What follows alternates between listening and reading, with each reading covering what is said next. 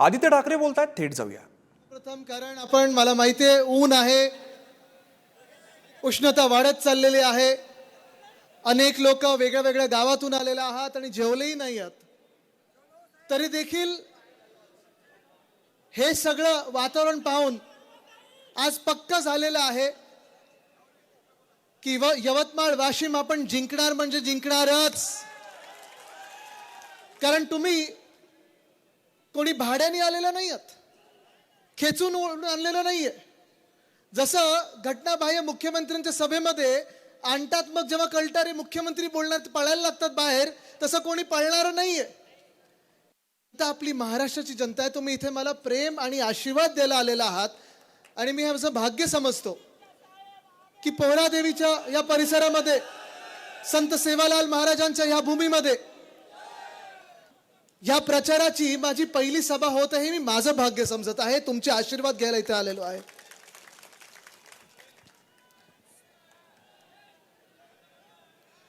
थोडं बसून घ्या, थोडं बसून घ्या. बसतील बसतील सगळे बसतील. आपल्याला गद्दारांना बसवायचं, हे उभे राहिले तरी चालतील. आज देशात वातावरण बदलत आहे, परिवर्तनाचे वारे व्हायला लागलेले आहेत आणि मला ही खात्री पटलेली आहे. गेले 2-2.5 वर्ष जे काही मी महाराष्ट्रात पाहत आहे, प्रत्येक कानाकोपऱ्यात पाहत आहे, महाराष्ट्राच्या प्रत्येक जिल्ह्यात जे पाहत आहे की जो बदल घडणार आहे, तो बदल घडवण्यामध्ये सगळ्यात अग्रेसर राज्य जे राहील तो आपला महाराष्ट्र राहील. का आपला स्वाभिमानी महाराष्ट्र आहे आणि महाराष्ट्र कधी अन्याय सहन करत नाही.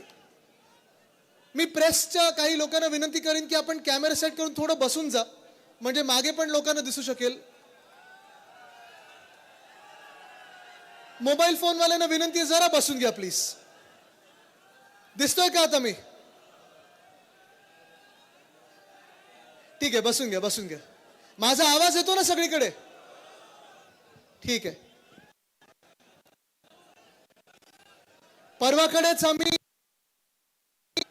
आपल्या इंडिया आघाडीची दिल्लीत सभा होती आणि दिल्लीतली ही काही प्रचाराची सभा नव्हती, निवडणुकीची सभा नव्हती. पण तिथे सुनीता केजरीवाल ताई असतील किंवा कल्पना सोरेन ताई असतील, या दोघी आपल्या ज्या बहिणी आहेत, अरविंद केजरीवालजींच्या धर्मपत्नी आणि हेमंत सोरेनजींच्या धर्मपत्नी, यांना ताकद देण्यासाठी सभा होती. कारण त्या दोघी एका महाशक्ती विरुद्ध लढत आहेत, जी महाशक्ती आता तानाशाही होत चाललेली आहे.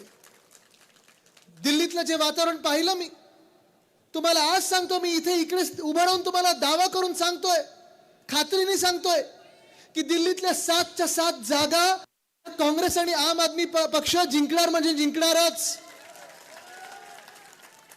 वातावरण बदलत चाललंय. मी तेजस्वी यादवांशी त्या दिवशी गप्पा मारत होतो, कधी कधी मी त्यांच्याशी फोनवर बोलत असतो.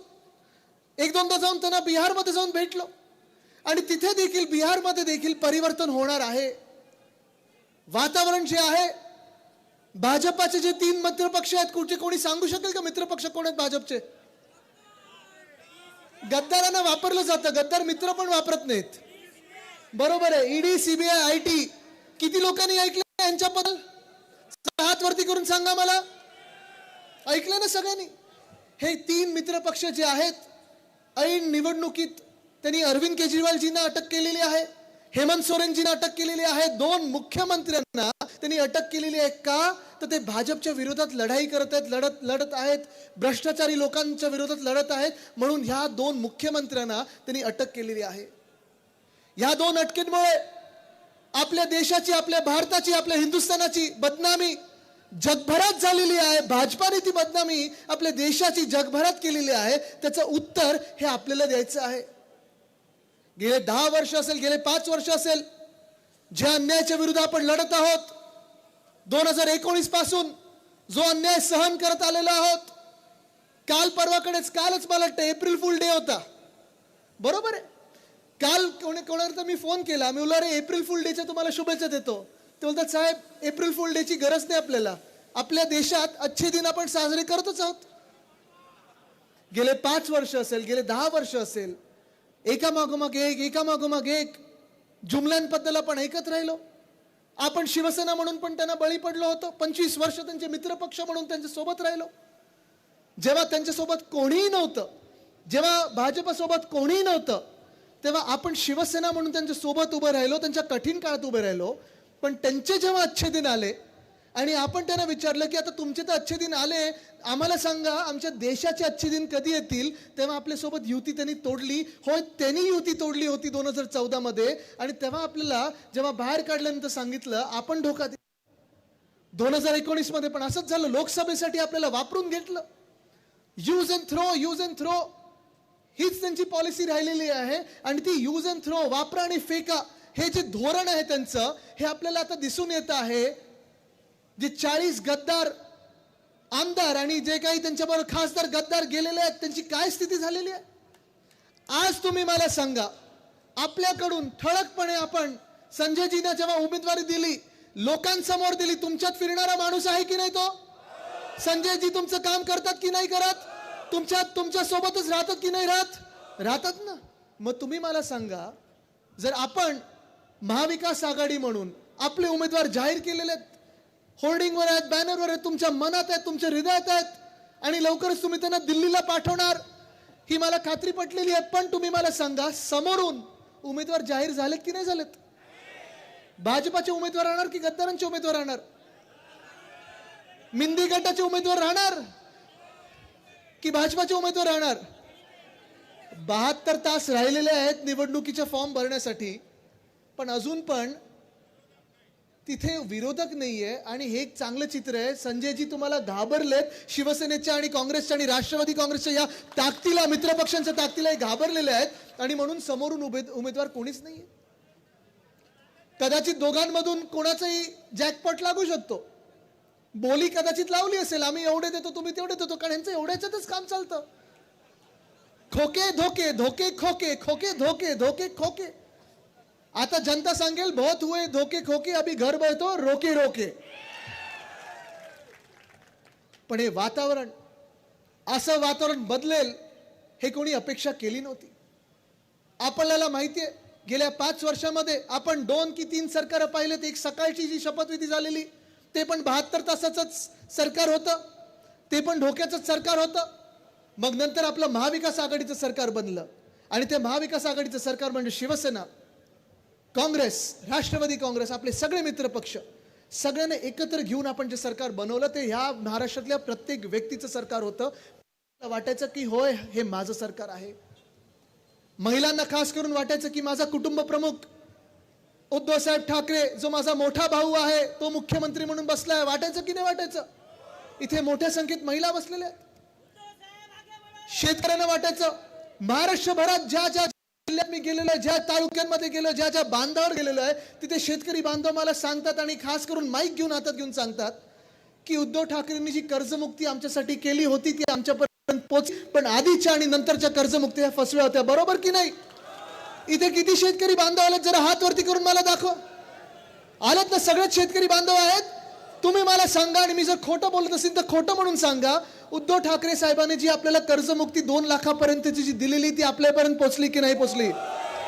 उद्धव साहेबांनी जी कर्जमुक्ती आपल्याला दिली, ती आपल्याला फायद्याची होती की नव्हती? त्यांनी जे वचन दिलं होतं 2019च्या निवडणुकीला, ते वचन पाळलं की नाही पाळलं? आणि त्यानंतर जे सरकार आलं, जे अवकाळी सरकार आपल्या डोक्यावर बसलेलं आहे, त्या सरकारने जी कर्जमुक्ती सांगितली, दिली, मी दिली सांगत म्हणतच नाही, एक तर ते कर्ज माफी बोलतात, आपण कर्जमुक्ती बोलतो, कारण आपल्यासाठी शेतकरी हा अन्नदाता, आणि अन्नदाता देवो भव ही संस्कृती घेऊन आपण पुढे चालणारी लोक आहोत. पण आज जे भाजपचं, मिंदे गटाचं, फुटलेल्या राष्ट्रवादी काँग्रेसचं, मुळात शिवसेना आणि राष्ट्रवादी काँग्रेस हे आपण त्यांना मानतच नाही, कारण ते गद्दार आहेत. ज्यांनी पक्ष चोरलं, ज्यांनी नाव चोरलं, अशा लोकांना आपण पक्ष म्हणून पाहू तरी शकतो का? मला तुम्ही सांगा. नाही शकत. पण 2022 ते 2024 पर्यंत, आतापर्यंत आपल्या राज्यामध्ये जेव्हा जेव्हा या शेतकरी बांधवावर संकट आलेलं आहे, मग गारपिटाचं असेल, कधी अवकाळी पावसाचं असेल, कधी वादळी वाऱ्यांचं असेल, कधी सततच्या लागलेल्या पावसाचं असेल, मला तुम्ही सांगा, आश्वासनाच्या पुढे एक तरी रुपया तुमच्या खात्यात आलाय का? पंचनामे कदाचित झाले असतील, सरकारी यंत्रणेने त्यांचं काम केलं असेल, पण त्या पंचनाम्याच्या पुढे तुम्हाला हातात मदत कधी आली आहे का? कर्जमुक्ती बॅनरवर आली असेल, होर्डिंगवर लागली असेल, 25 फुटाचे बॅनर लागले असतील, पण त्यानंतर त्या बॅनरचं परिवर्तन, त्या बॅनरचं कन्व्हर्जन तुमच्या खात्यात झालंय का? नाही झालंय. आणि मग जे वातावरण आपण पाहत आहोत, एका बाजूला आपलं महाविकास आघाडीचं सरकार होतं, उद्धव साहेब मुख्यमंत्री होते, आणि त्या महाविकास आघाडीच्या सरकारमध्ये देखील कोविडच्या काळात पण आपण जेव्हा जेव्हा कुठच्याही जिल्ह्यात कधी अवकाळी पाऊस झाली असेल, गारपीट झाली असेल, कुठच्याही शेतकऱ्यांनी उद्धव साहेबांना व्हॉट्सअप किंवा SMS जरी केला असेल, तातडीने मदत आपण त्या जिल्ह्यात द्यायचो. आपली सगळी यंत्रणा सरकारी कामाला लावायचो. कारण हे सरकार जे असतं हे लोकांचं सरकार असतं, जनतेचं सरकार असतं, आपल्या शेतकऱ्यांचं सरकार असतं. पण आज दुर्दैव असं झालेलं आपल्या राज्यामध्ये, आपल्या महाराष्ट्रामध्ये, की जिथे जिथे मी शेतकऱ्यांना विचारतो, आज पण इथे सगळ्या शेतकऱ्यांना विचारत आहे मी, तुम्हाला वाटतं का की तुमच्या पुढची पिढी म्हणजे माझ्या वयाची तुमची जी मुलं असतील, मुली असतील, त्यांनी शेतकरी व्हायला पाहिजे असं वाटतं का तुम्हाला? वाटतं का? कोणाला वाटत असेल तर हात वरती करा, सांगा मला. का नाही वाटत तो सांगा जरा मला. कोणी सांगू शकेल? सांगा दादा. शेतमालाला भाव नाही,